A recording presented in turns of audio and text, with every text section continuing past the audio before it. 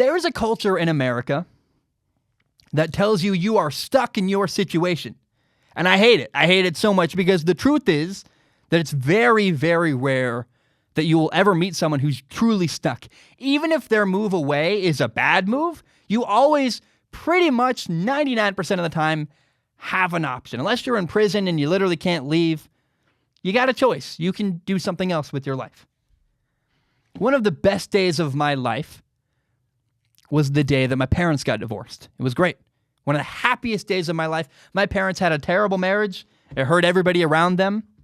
Now they're separated. It's been a couple years. They're happier. Their lives are better. Everybody's happier. The point is this. If you're in a bad situation, leave. Walk away.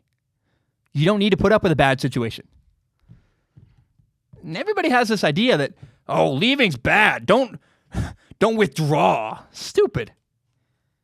Yeah, and by the way, everybody has a bad day. I'm not saying leave immediately, but there's a Steve Jobs quote. I'm going to totally misquote him, but it's something to the effect of, if you wake up and too many days in a row, you're not excited about what you're doing, then make a change.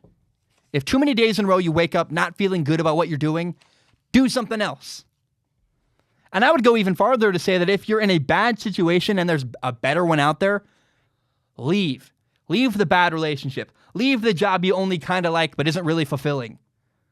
Maybe you don't like the college you go to a better college. Maybe you want warm weather where you live. Go live in a warm city. Go live in Florida or California. You live in Buffalo and you're cold. Maybe you want cold and you live in Florida. You're like, I hate the sun. I want to go live in Buffalo. Do that. My point is, don't settle for good or okay. Go get great. Go get the thing you actually want in life.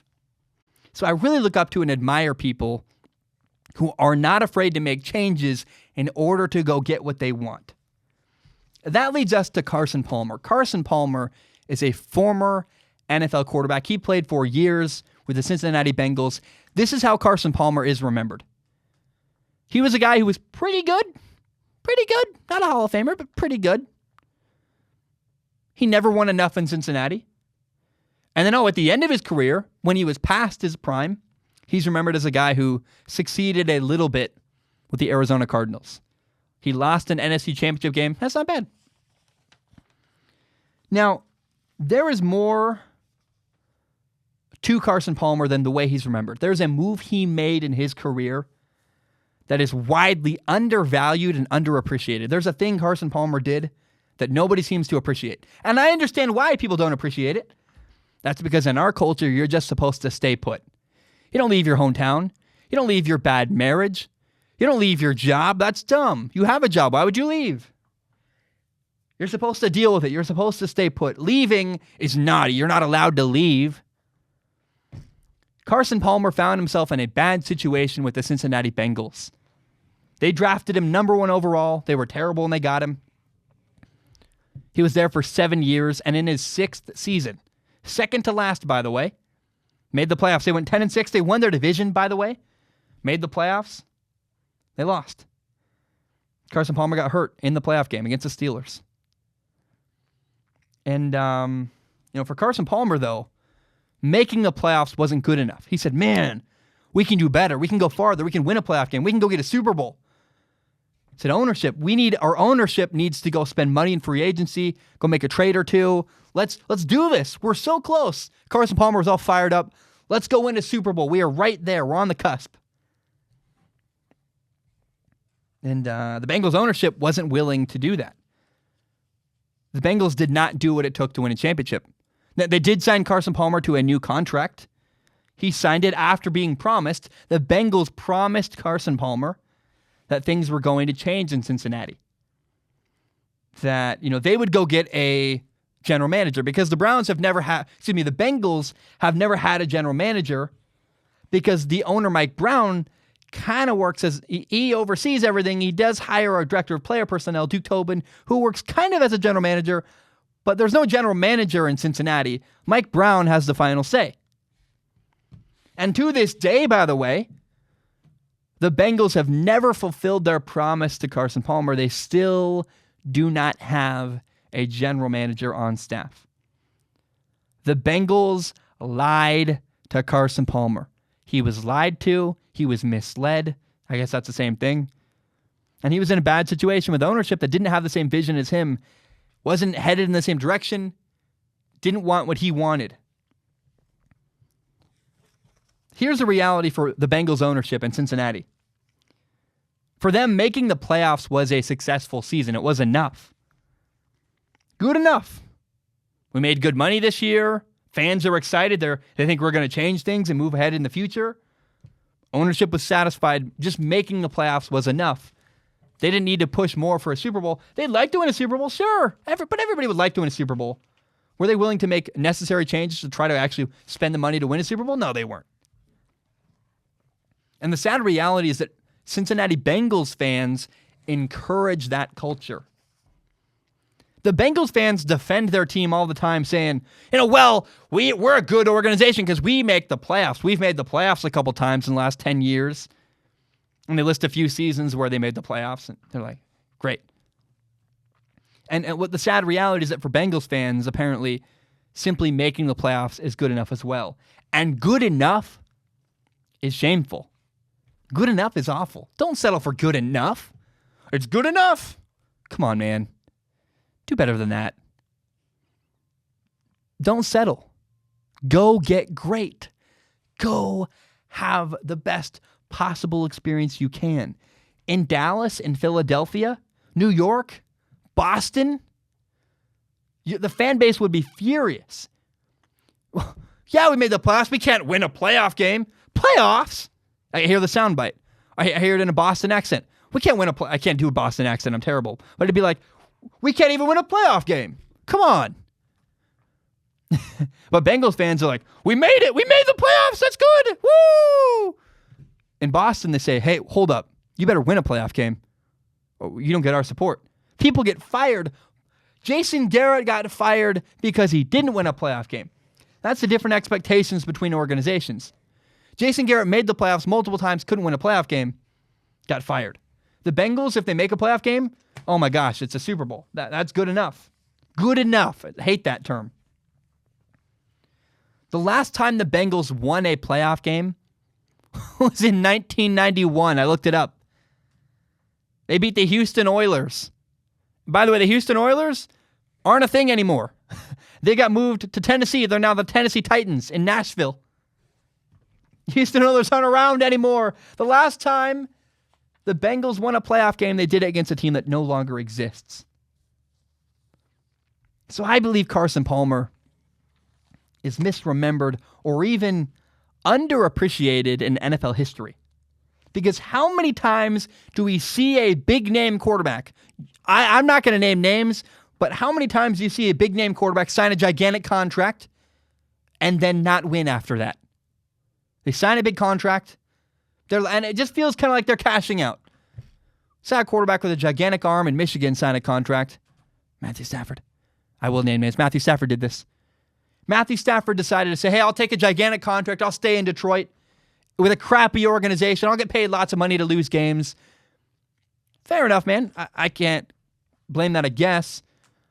But Matthew Stafford has never said, hey, I want more. I want to go win a championship. Matthew Stafford could have left Detroit and found a better organization to try to win a Super Bowl. But Matthew Stafford was content.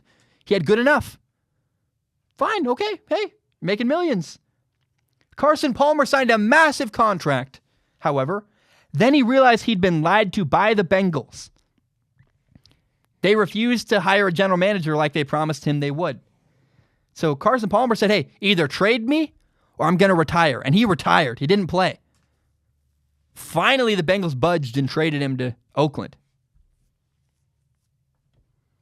And it was weird. It's very, very weird to me that in the historical lens of the NFL, nobody appreciates what Carson Palmer did. In fact, people throw the contract in his face. They say, well, you signed a big contract. You didn't fulfill the contract. No, because Carson Palmer did something even more honorable. Carson Palmer said, screw the money. I don't want the money. I want to win a playoff game. I want to win. I'm tired of being good enough. I want to go get great. Carson Palmer is one of the more inspiring stories in NFL history because unlike the norm, unlike Matthew Stafford, unlike all the people in bad marriages that they hate, unlike all the people who settle, Carson Palmer said, no. I'm not going to settle. I'm going to go get what I want, or at least pursue it. Carson Palmer never won a Super Bowl, but at least he tried. Has Matthew Stafford really gone for it? I think if Matthew Stafford really wanted to win a Super Bowl, he would have left Detroit a long time ago. He said, I'm content in Detroit. It's good enough. Maybe we'll win one, maybe we won't, but I'm happy here. Nothing wrong with that. But Carson Palmer, the fact that he signed a gigantic contract and decided not to take the money, it wasn't about the money for Carson Palmer. Carson Palmer said, I've made enough money. I don't need more money. I want to win. I have goals for my career. I want to win a Super Bowl. He didn't, but he tried. He went after it. He made moves. He took control of his own life. He tried to go get what he wanted. He failed. He didn't quite make it in Arizona. But man, I respect that story. It's so compelling. Carson Palmer was honorable. He wanted to win and did what he could. Most quarterbacks sell out. Carson put the money aside. I love it, man.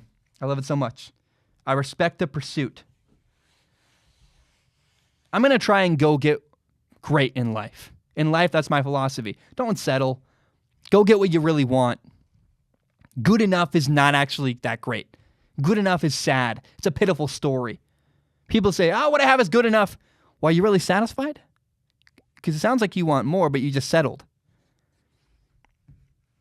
I don't understand people who stay in bad situations. I never will. If you don't like your lot in life, go make a change. You're not a victim. You're not stuck. And I so admire people like Carson Palmer who have guts to say, I'm going to do something different. I'm going to go pursue what I really want. And honestly, I really do not understand Cincinnati Bengals fans. Cincinnati Bengals fans, in my opinion, are a bunch of people who've settled to be fans of a bad organization with a bad owner. Here's the thing about being a fan of a football team. All you can control is your choice to be a fan.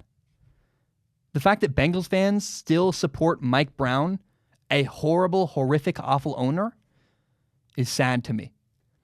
I love Cincinnati. It's one of my favorite. Actually, straight up, is my favorite city in America. I love it. It's a beautiful city. Wonderful people that have great hearts. And it's heartbreaking to me that city has a horrible NFL team with a bad owner. That hurts my soul. It's like, it's crushing to me. It's sad. Because Cincinnati, the people there are wonderful. They deserve better. They deserve an owner that's willing to spend the money, that's willing to do what it takes, willing to hire a general manager, doesn't lie to his franchise quarterback, getting him to retire. And then when he does retire, saying it's his fault, not mine. Mike Brown is stubborn, egotistical. He refuses to change and do what it takes. Hasn't had a general manager in years. That's kind of weird, right? It's weird. Mike Brown is the problem in Cincinnati, and the people that enable him by supporting their football team are part of the problem. The people that go, well, we made the playoffs. Those are the people that say, it's good enough. We don't ever want to win a Super Bowl. It's good enough. I sound bitter. I'm not. Mike Brown drives me nuts. Bad ownership, people that mismanage things and hurt people underneath them. Bengals fans have no control over their franchise. The only thing Bengals fans can control is their choice to go to games, buy jerseys, and support the team. And every time you buy a jersey, you're enabling Mike Brown, a bad owner who doesn't care. My whole point of the rant is this, man. Carson Palmer is so badly misremembered in NFL history. He's the guy who decided, hey, screw settling. I'm going to go for what I really want in life. I'm not Matthew Stafford. I'm not going to sell it. I'm going to go for it and do what I really, really want. At least try. At least try to win a Super Bowl, because I know in Cincinnati, it's not going to happen. I respect Carson Palmer with everything I have, and the more I dig into his story, the more he becomes one of my favorite NFL players of all time.